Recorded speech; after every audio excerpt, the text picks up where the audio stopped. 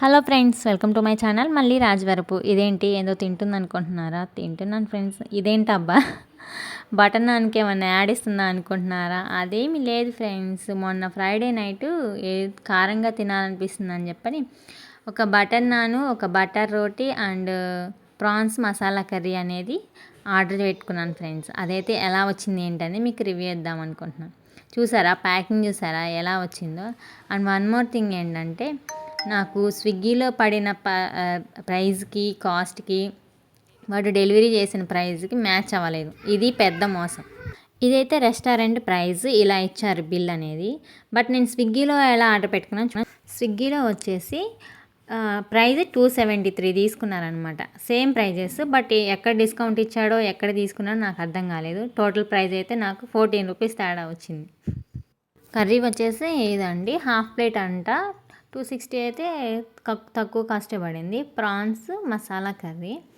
ఇది చూసారా ఎలా ఉంది? దీంట్లో ఆయిల్ తేలిపోతుంది అనమాట. బట్ కొంచెం ఆయిల్ ఉంటేనే టేస్టీ ఉంటుంది, కర్రీస్ అయినా పచ్చళ్ళు అయినా అంటారు కదా, అందుకని జస్ట్ కాంప్రమైజ్ అయిపోయాయి అనమాట. ఉంటే ఉందిలో ఆయిల్, టేస్ట్ చూద్దాం తర్వాత అని చెప్పని అలా ఆయిల్ అన్నింటినీ కలబెట్టి తర్వాత ప్లేట్లోకి వేసేసుకున్నాం. ఇంతలో మా వాడు వచ్చి, అమ్మ ఏంటిది దోశ చపాతీనా, నాకు కావాలమ్మా అని అడుగుతున్నాడు. రోటీ బటర్ నాన్, బటర్ నాన్ రా ఇది, బటర్ నాన్ నాకు. ఐ థింక్ అది బటర్ రోటీ అయ్యింది చెప్పు. ప్యాకేజ్ చూసారా? దిస్ ఈజ్ బటర్ రోటీ. ఇది రోటీ, ఇది దోశ.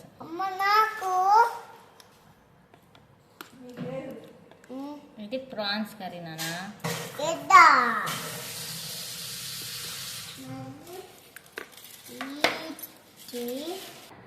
బటర్ రోటీ ఫస్ట్ టైం ట్రై చేస్తున్నా. పీకలేదు. ఎప్పుడు బటర్ నానే ఆర్డర్ పెట్టాం. సరే ఒకసారి బటర్ రోటీ ట్రై చేస్తాను. ఇది prawns curry.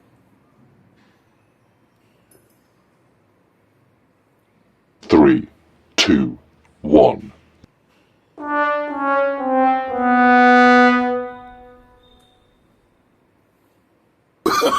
Oh, no.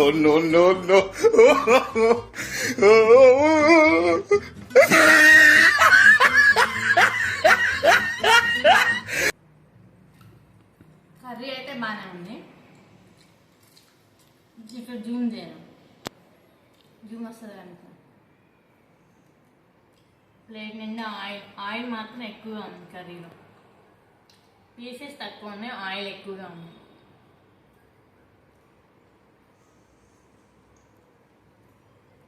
Piece మాత్రం బాగుంది.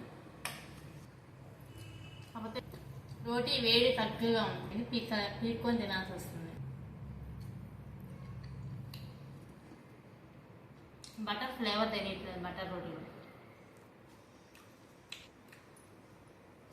ఒక ఫోటో గీర చక్రం లాగా అనిపిస్తుంది చూడు, ఇక్కడ చూస్తే.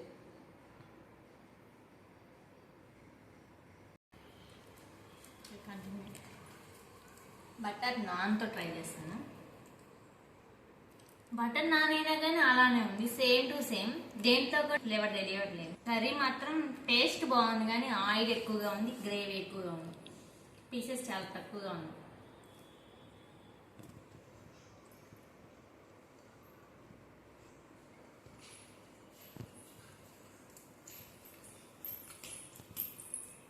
చూసారా చాలా బాగా మాడిపోయింది.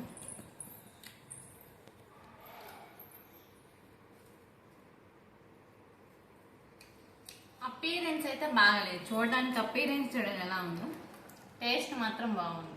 అపీరెన్స్ బాగుందా లేకుండా మనం ఏంటంటే ఫస్ట్ అపీరెన్స్ వస్తాం, చూడడానికి లుకింగ్గా బాగుందా లేదా అని చూసి దాన్ని బట్టి టేస్ట్ చేస్తాం. బట్ ఇది టేస్ట్ బాగుంది కానీ అపీరెన్స్ బాగలేదు.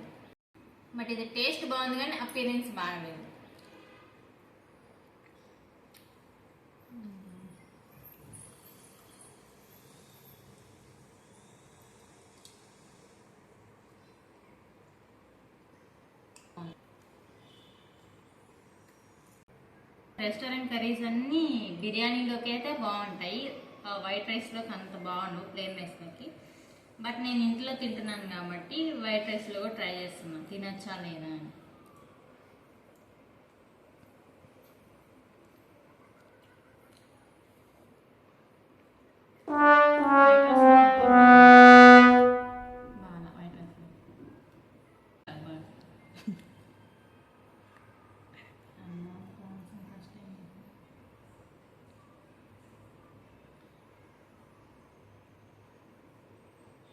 ముక్కలు చూసారా, దీంట్లో ఈ వెతికిన పీసెస్, అక్కడ ఒక పీసు, అక్కడ ఒక పీసు, 2 పీసులు. ఇంత బౌల్ కర్రీకి వచ్చేసి మ్యాక్సిమం 6 పీసెస్ అంతే.